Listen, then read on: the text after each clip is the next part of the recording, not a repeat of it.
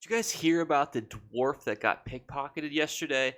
Personally, I was shocked and appalled. How could anyone stoop so low?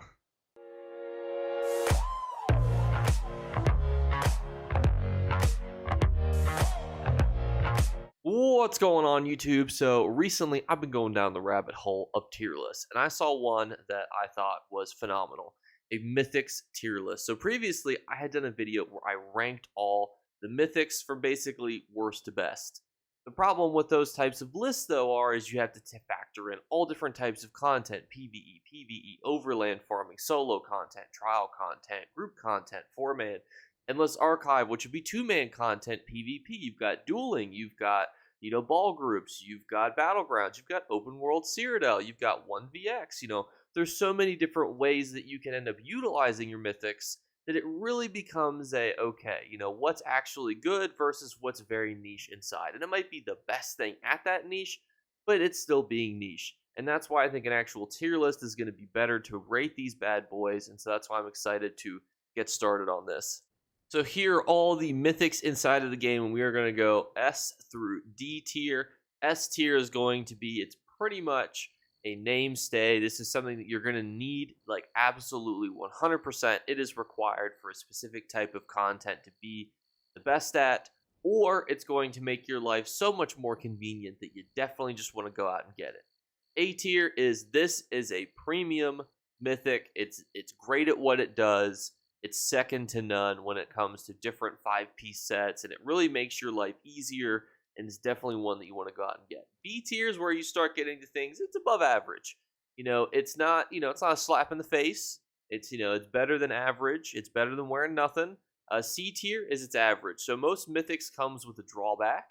So as long as the drawback is not higher than the negative effect, it's C tier.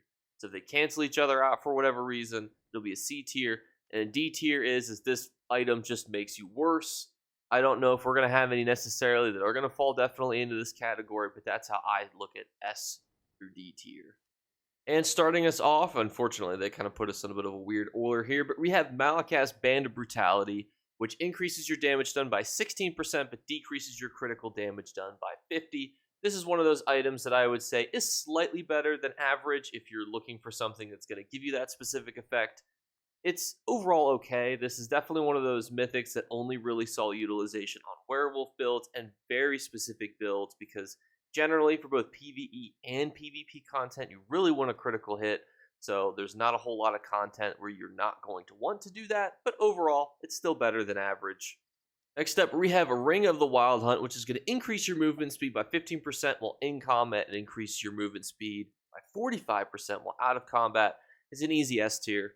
The reason being is not only does this have a lot of utilization in both PvE content, and really its best utilization is overland farming.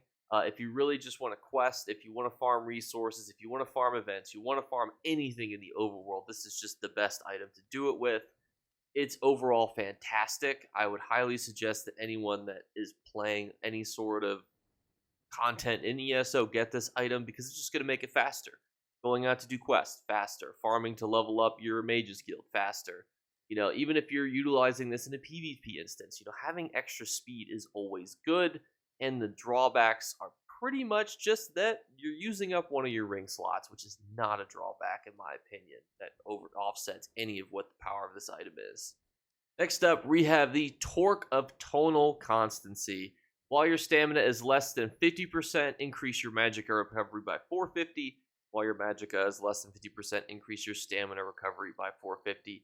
This is one of those items that I go back and forth on. I think it's slightly above average. Its utilization, though, is really just as a crazy regen set that really just comes down to some niche PvP utilization. And for that, I really can't put it any higher than B tier in my opinion. I think it's definitely better than a slap in the face. It's not bad by any means. It's definitely above average, and it really doesn't have any drawbacks except that you really have to be on a class that utilizes magicka and stamina, but its utilization is just so limited to a lot of really specific magicka builds like magicka templars, magicka sorcerers. There's just so many good mythics that I think outshine this one, that it's going to go into the B tier. This next one I really have to make sure I don't look through rose tinted glasses, because I've loved this one for so long. gain a persistent stack. This is the Death Dealer's feat. Every 2 seconds you're in combat, up to 30 stacks, you are going to get 88 extra magicka, health, and stamina. It's really good for utilization in PvP, but I really think that that utilization can only land it in the B tier. As much as I would love to give it an A tier, it's just very specific. A lot of classes, especially in the most recent patches, have not been looking at total stats. They've been looking at a lot more weapon and spell damage. So unfortunately, it's going to be in the B tier for right now, but it really is on that line. And I'm going to try to make sure that the leftmost mythics on this list are, better than the ones to the right. That way you can still get an idea of how they kind of rank amongst each other. But obviously, different types of content are going to be kind of hard to scale, so that'll be a little bit mixed, but I'll make sure to let you guys know when that is. Next up, we have a set that I was notoriously harsh on, the Dove Raw Sabatons, and it's got a bit of a mouthful of what it does. While sprinting, you gain a stack of Draconic Scales every half second, giving you 660 armor up to 20 stacks. Upon stomping, you gain 250 physical damage per stack and an 8-meter radius, gain a damage shield equal to the damage cell, and then you retain the Draconic Scales for 10 seconds, but you cannot get 2 stacks. At 20 stacks, this damage will also stun for 3 seconds. This turned out to be better than I thought it was. I think that it's still very niche in what it does. I would say that it's probably between the Torque and Death Dealer's feat, but it is better than I originally had it. I will give it full credit that it was better, but it really comes down to PvP utilization, getting those damage shields there, as well as getting yourself all that extra armor. You're not going to really find any other utilization for it, which is why I think it's just kind of slightly above average. Next, we have a controversial pick because it was severely nerfed on PTS, and that is the Esoteric Environmental Greaves. While you're above 50% stamina, reduce your direct damage taken by 50%, and you lose 968 stamina whenever you take direct damage. This can occur every 0.3 seconds. I still think it's definitely above average. People were terrified that this was going to completely destroy the PvP meta. I think that it's still above average, although admittedly this is really riding the line between B and C. I think that this definitely needs a buff these days. I think that there's definitely a fear that this could go wild in PvP, and this really should be a set that's utilized for PvE tanking, but it really hasn't been able to find its stride because of the nerfs that it received on the PTS. Next up, we have Bloodlord's Embrace, which is another one of those things that a little bit of a mouthful to read. Dealing damage with a bash attack against a persistent, uncleansable blood curse on an enemy. You can only have one blood cursed enemy at a time, and dealing additional bash damage to them moves the blood curse. When you block a blood cursed enemy, so basically the one that you initially cursed, you restore 1605 magicka to you, and this can occur every 1 second. It's definitely better than a slap in the face. It requires a tank probably to really run dual ice staves. It's not something that's really suggested right now by a lot of tanks and people, so I don't necessarily think that it's got a lot of utilization, but I do think that it's got potential, and I do think it's above average, so we're going to slap it to B tier. Next up, we've got another average-ish one, and I think it really comes down to it needing a bit of a buff, and that is Crypt Can Investments. You can no longer cast an ultimate ability. Instead, casting an ultimate ability transfers your ultimate resource to your living group members, divided equally among them, and you gain minor heroism while in combat. I think that this is definitely somewhere around here on the tier list. I think it's above average. I do think that the amount that you could give to your teammates could be higher, could be buffed, maybe minor and major heroism. I think this really has the potential to be a great support mythic, which we don't see a lot of. I think it's really on the cusp of being something really good, which is why I'm going to say it's above average, but it's not anything that you really need to run out and go get. You're probably not going to see very many trials or people are going to be running this. Next up, we've got one of those really interesting one, and that is Fawn Lark's Cladding. If you continuously sprint for 1 second, you gain the ability to pass through enemies. Enemies you pass through become charmed for 4 seconds. They no longer get the ability to attack you as they move towards you. Charming an enemy this way restores 678 stamina and magicka and heals you for 827 health. And charming an enemy removes you from stealth.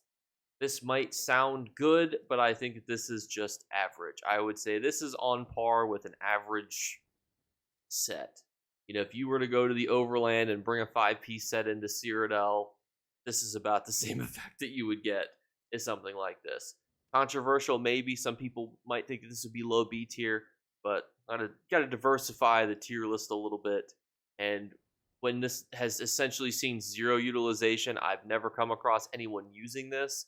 I really don't think that I can put it in the above average tier.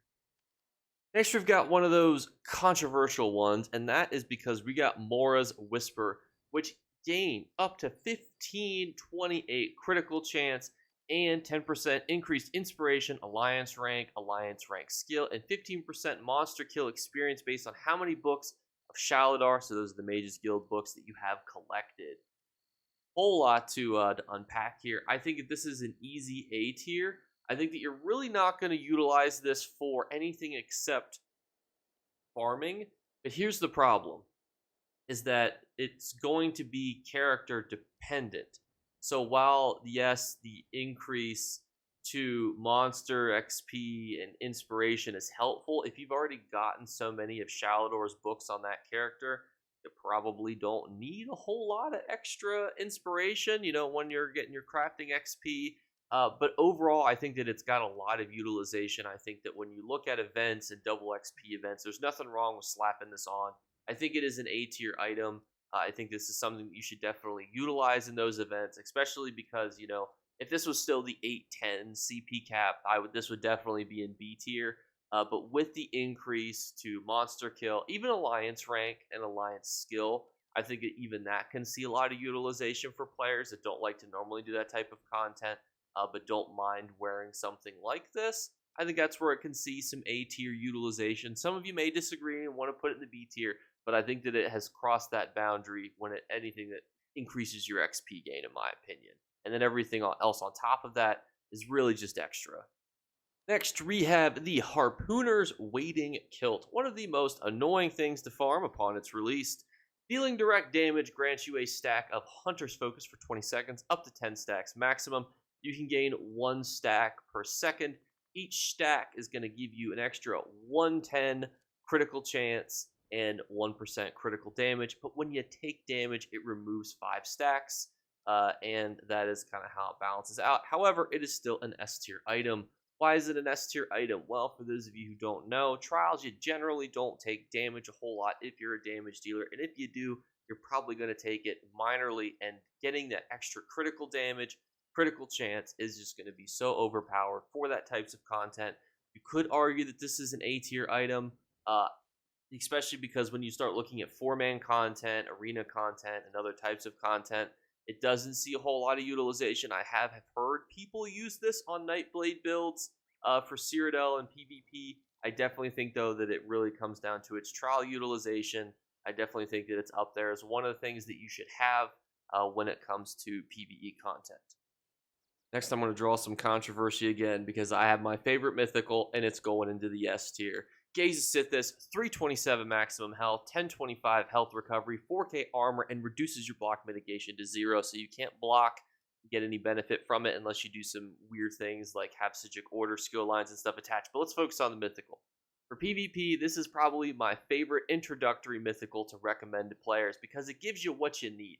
Health and armor. The health recovery is, it's not bad, but most of the time you're still going to be a stage 3 vampire, so having Gaze of Sithis isn't going to do a whole lot for you. But overall, Gaze of Sithis is one of the easiest mythicals to recommend to newer players that are wanting to get into Cyrodiil, wanting to get into Battlegrounds content, into that type of content. I will also note, some people may disagree with this, that there's a lot of PvE content that the Gaze of Sithis can benefit from also, because it gives you the ability to have extra health that allows you to skip mechanics, gives you the extra armor, you don't have to die, you don't have to stop to block, you can skip certain mechanics for 4-man content. This could be something that could potentially see its way into some other types of content as well. Generally, though, most of the time you need the ability to block, but that's not always true, and sometimes you can see this seep into some PvE utilization as well, because you can just keep attacking through an instance where you'd have to block, and then you'll just passively heal, through the mechanic. it could be really easy kind of cheese some different types of content. So overall, Gaze at this S tier. Some people may disagree and think that it's A tier, but I've used it so much, I absolutely love it. I have to give it the big boy S tier. And we are going to continue on the line of controversy because we have Snow Treader's boots. While you're in combat, you are immune to snares, immobilizations, and that can be cleansed, but you cannot sprint. I think that this is a highly underrated item. I'm going to put it at the kind of top of B tier. I think that overall this is highly undervalued, especially because when you look at sets, in Mythics, like, I don't want to spoil it, but like Sea Serpent, you're easily able to account for your ability to continue to have movement speed from other things.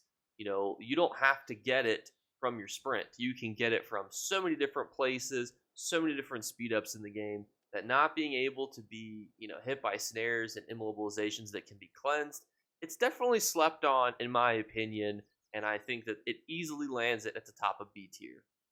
Next up, we have Strybane's Ward. You cannot move while bracing. While bracing, you can create a 12-meter zone of protection. Allies within this zone increase their block mitigation by 30% and their health recovery by 950. I think that overall, this is somewhere around here on the B tier. It's very niche. You're not going to really see any sort of PvE content utilize this unless there's some weird endless archive strat craziness where you both wear this and you heal each other, do something weird and block heal, but I just don't see it happening. This is not really that popular in ball groups, ironically, because of the Snow Treader's boots, which are ahead of it.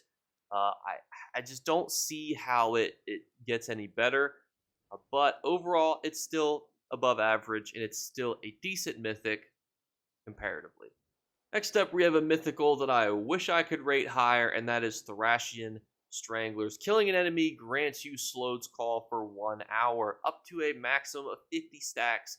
Increases stack size, increase your weapon and spell damage by 23, reduces your health and maximum health by 120, and reduces the effectiveness of your shields by 1%. And this is also lost if you remove, go invisible, or crouch. Overall, I think that this could still see. I am very in between on B and A tier. It's one of the best ways to farm overland because nothing in the overland is going to kill you. So gaining a shit ton of extra damage is just so helpful. So I think I'm going to put it at the top of B tier. Why? Because you're not going to see people really utilize this in a lot of different ways except for overland farming. And I think if you can't really utilize it in more ways than overland farming, it's not going to be able to breach into the A tier for me.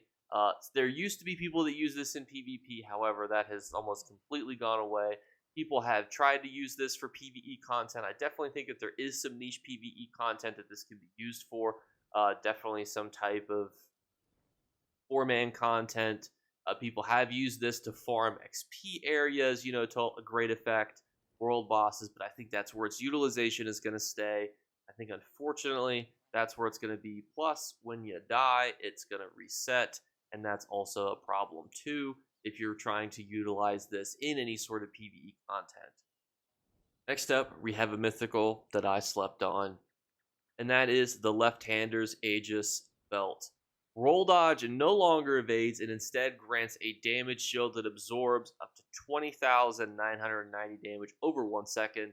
And this damage shield is unaffected by Battle Spirit, which means it's not going to be halved when you go into Cyrodiil. So I believe that this is one of those items that easily rides the line between B and A tier. But let's talk about as to why. So a lot of people don't understand the utilization for this, and I was one of those people when this first came out, and I really had to see it in use before I could understand its purpose. So as opposed to roll dodging, you might think, well, why isn't roll dodging better? Well, if somebody's attacking you with jabs, or you have dots on you, or you're taking damage in any sort of way continuously, you are able to essentially mitigate that with a free damage shield. And I think that is really slept on in its ability, and I think that I think I've talked my way into an A tier. I think as more people experiment with this item, it's going to continue to see more and more utilization. I think that originally a lot of people thought that this would be hot garbage, and it's slowly proving people wrong. And I think that, I don't want to look goofy in a year if this is like the best in slot PVE Mythic and not put it in S tier. I can't put it there yet, but I will say that I was deeply surprised by how good it was. I'm always happy to be wrong when it comes to this stuff because I'd rather there be a lot of good mythics opposed to a lot of crappy ones. This next mythical is one of those ones that is a pain in the ass to read the whole thing for, so bear with me. We have ourselves Beelzebar's Band, which is going to increase your light attack damage by 900, so that's not nothing. When you deal continuous melee light attack damage, has to be melee ones, you gain a stack of Beelzar's Temper for 10 seconds, up to 5 stacks. At 5 stacks, you consume it, and it deals 654 physical damage to enemies in a line and stuns them. This is what I would define as average. I mean, you could get this effect, similar effects from other sets, and even those probably you wouldn't see a whole lot of PvE utilization, PvP utilization. There's really no reason to put this on a farming set, grinding set. I would just say this is just an average ESO mythic, and that's why it's in the C tier. Next up, we have the Marken Ring, which I'm going to put in the S tier. Below the Harpooner's Kilt, I definitely think that there's a bit of a big gap between those two mythics as opposed to utilization, but let's talk about it. It's going to give you 100 weapon and spell damage and 1157 armor for every 3 pieces of a set that you are wearing, and I think that is so undervalued in the current meta that I think there's a lot of people that use it that don't say that they're using it because a lot of people don't really share PvP builds as often as you would think, as opposed to PvE. But I think when it comes to PvP, the Marken Ring is a great utilization set to wear to give you a lot of armor and weapon and spell damage. You could put this on a Nightblade gank build. You could put this on an Overland PvP build. A lot of utilization for it. A lot of good 3-piece sets that get slept on. And this just opens up a realm of creativity for people who are looking to build something in. Have at it, because I love this thing. And next we have a Ring of the Pale Order, which is going to go above the Harpooner's Kilt, in my opinion. Hot take, we'll talk about it. So what this does is it restores 20% of the damage you deal as health. This decreases by 4% per ally you are grouped with. You cannot be healed by anyone but yourself, your pets, or your companions. I think this is going to be, not only is this already one of the best arena mythics in the game, which is so niche when it comes to arena farming, that there's really not a whole lot of good builds for it.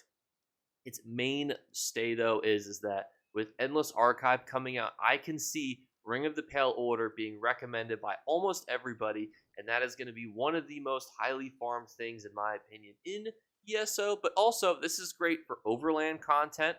You can solo world bosses with this without having to worry about constantly healing yourself. You can just keep doing damage. I've seen this in 4-man content where people use Ring of the Pale Order. I've seen people use this for PvP. It is definitely an S tier item, and I highly encourage you guys to get it. It is definitely worth it, in my opinion. Next up, we have a bit of a hot take. Pearls of Ephany. When you attempt to use a resource to cast a healing ability while in combat and your dominant resource is under 50%, gain 3 ultimate. I'm going to put this in the D tier. This is a mythic that's been out for a long time, and it's really never been shown to be good at really a whole lot of anything. I've heard people say this is, it's used on heal tanks and PvP, or people might use it to do some sort of weird PvP strat, but there's a lot of sets that do that. I definitely think that it's not the worst thing that you could wear, but what is it below average? I think definitely. There's so many better sets that you could wear, better mythics, better 5 pieces, better 2 pieces. It doesn't make the list for me. It goes in the D tier. Now I've got something that's hard to rank, in my opinion, because it is the Shapeshifter's Chain. Reduce the cost of your werewolf transformation and your abilities by 15%, while your transform increases your max health, stamina, and magic up by 1707. I think that a lot of people missed it when this was buffed, so it used to just reduce the cost of your transformation, but it also now reduces the cost of your werewolf abilities. It is technically, I believe, the best in slot mythical when it comes to werewolves. So does that mean I should put it in S tier? Does that mean because people don't use werewolves that often that it should go to A tier? I'm going to put it at the top of A tier. I think that werewolves are definitely unique. I think that they see way too much utilization in Battlegrounds. Not a whole lot in Cyrodiil because they don't want to be targeted by everybody. and dueling werewolves are obviously pretty overpowered. I think that it's hard because you can make an argument for this being placed higher because it's the best for one of the best loadouts. But I mean, who wants to be a werewolf? You know, like, come on now. Got ourselves another pretty good mythic, and that is Spalder of Ruin. Activating Crouch activates and deactivates a 12-meter aura of Pride. Up to 6 allies in the aura gain 260 weapon and spell damage. Reduces your magicka health and stamina by 70 for every ally benefiting from the aura. But 260, it's a unique buff. It's definitely really good. I'm going to put it above the Shapeshifter's Chain. This is definitely something you're probably going to be more likely to use. If you're interested in any sort of end game trial content, I could definitely see it. It is very busted though, I feel, in that it's very buggy sometimes. I don't know if they fixed all that and whatnot. You also don't necessarily get to pick the 6 allies it goes to, which could be a little bit finicky when you're in a trial type situation, because it's in 12 meters. You're probably within 12 meters of your tank, who's not going to benefit from this. So there's a couple of different drawbacks to it, namely to it sometimes bugs out, but it's still a great mythic in my opinion. It's something you might want to consider getting. This next one I just find wholly hilarious because I never thought that they would add a mythic like this, and that is the Storm Reaver's Cohort. You get 300 extra magicka recovery, and your sprint, roll, dodge, bash, break free, sneak, and block now consume magicka instead of stamina. And they go on to explain that now it's going to reduce to 0 with magicka as opposed to running out of stamina. I feel like this has got a lot of untapped potential, so I'm going to put this here.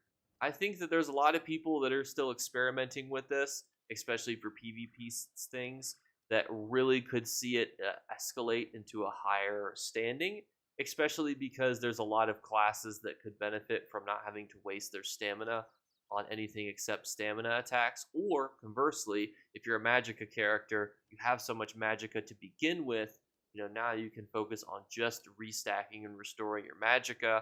I could see a lot of utilization for it. I feel like it's not materialized yet, so I've actually talked myself down a few pegs. But keep an eye on this. I definitely think that this is better than people give it credit for.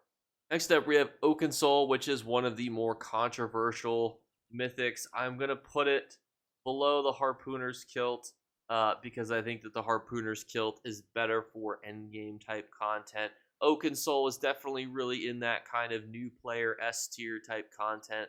You can do a lot of really good work with Oakensoul for PvE, PvP, overland farming, world boss farming. I think that it definitely has a very wide array of content that you can accomplish with it, and you might think that means I should give it a better rating. However, there is a little bit of a stigma towards it, and I think that if you want to get into the better echelons of the game, you're going to want to make sure that you get good at bar swapping. My number one tip is if you play on console, switch your bar swap to your right thumbstick. It will make your life significantly easier, and then you don't have to worry about kind of having to be in this situation where you're constantly using one bar builds. I think one bar builds are just not as good as people give them credit for, and I think that because of that, I just am hesitant to rate it any higher, but I can't admit that it's not good. It gives you pretty much a shit ton of buffs. For those of you who don't know, I will read them off to you, but it just gives you a ridiculous amount of buffs, but you can't bar swap. So you're going to gain Minor Berserk, Courage, Major Brutality, Major Sorcery, Prophecy, Savagery, Minor Force, Minor Protection, Major Resolve, Minor Mending, Minor Fortitude, Minor Intellect, Minor Endurance, Minor Heroism, Minor Slayer, Minor Aegis, and Empower. So you can see why some people love this and why some people might think, ooh, for kind of creating a situation where now people aren't going to practice doing rotations and parses that they need to do if they want to be in the upper echelons of content. But if you want to be at upper echelons of content, Sea Serpent's Coil is probably the number one PvP mythic that is out right now, which means I'm going to put it up at the top of the S tier. Why? Because it is the number one current rated mythic, and I don't see that changing anytime soon because of its effect. I think that as you master it, you only get better with it, and it only becomes even more potent. So what does it do? While at 40% health, you gain a 40% damage reduction. After taking damage, While at full health, you gain Serpent's Rebuke for 10 seconds, snaring yourself by 40%, but you gain Major Berserk and Major Courage, increasing your damage done by 10% and giving you a 430 weapon and spell damage boost. The best of the best PvP players are utilizing the Sea Serpent's Coil. It's going to continue to see massive utilization. I would say that there is a bit of a skill gap with it, but it's so easy to get around it. Just get used to utilizing things that give you increased movement speed. You know, like if you're a sorcerer, you can give yourself movement speed buffs. You can streak. Even as a vampire, you can use Blood Mist if you wanted to. Every single class has the ability to increase their movement speed and get around these negative effects. So it's one of those mythics that I think that it is so often utilized, and it really needs to be utilized by even more players because of how good it is. But so many people are thrown off by the snaring component of it. Do not be. It is OP. My cat has joined us here for the final one, which is Vel Earth's Amulet. It is one of the best mythicals for Arcanists. For everybody else, it's okay. It's going to give you 1650 offensive penetration and increase your damage done by 15% to monsters. Gain minor force at all time, giving you critical damage increase by 10%. What it also does, though, is it reduces your light and heavy attack damage by 99%. With it only seeing utilization on one class, but it definitely being something that I think is open to more experimentation on. I'm going to put it at the top of A tier, or excuse me, the bottom, top of A tier. Or rather, the really riding that line between B and A. I think overall it's good, and it could definitely see some utilization outside of the Arcanist. Needs more experimentation. I think that so many people are drawn away from this mythic and drawn to other ones, notably because this one's annoying as shit to farm. That, you know, honestly, quite like a lot of them are. So because of that, some people are like, I'll just rather use something else, and they've not experimented a whole lot on this one. But I think that as it gets more experimentation, it will help solidify this low A tier ranking. But, you know, open to being wrong on this one. But let me know what you guys think in the comments below. I tried to make it a very balanced tier list. It's very hard, though, because you've got so many different types of utilization inside of the game. And I think that it becomes a little bit of a sticky wicket. But I always want to kind of highlight which ones I think are good. Overall, though, if it's in S tier, it's amazing, regardless of if it's far on the left or to the right. Just because, you know, because you're going to be comparing PVE versus PvP, and that's hard to do. Because if it's, you know, better for PvP than something is for PVE, does that make it a better mythic?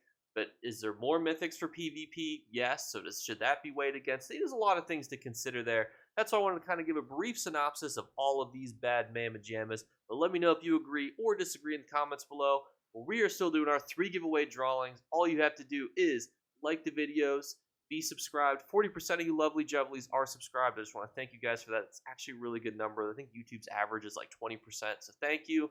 And the third one, a random word be flashed upon the screen. If you're the first person to comment the word, you will win. So check out the future videos, and I'll catch you guys later. Bye, guys. You better remember to like and subscribe to Jake Clips. Or you should. I might have to pluck your eyes if you don't. Or, better yet, I'll skip rope with your entrails. Do it now. Subscribe. Ta-ta. Off with you. You guys can get some more cat content here for you while she's sitting on me. Oh. What's up? You want to say anything to your people? Anything you want to add? No, not right now. But if you're interested, check out yesterday's video. As always, I'm trying to bring back to my yesterday's content. That way you guys can have a little bit of a synopsis as to what happened yesterday. So yesterday we talked about the 2024 chapter leaks. If you're interested in knowing where we're going to go, what potentially the story might be, check out that video, and I'll catch you guys later. Bye, guys. Let's say goodbye to. She's going to whack me with the tail.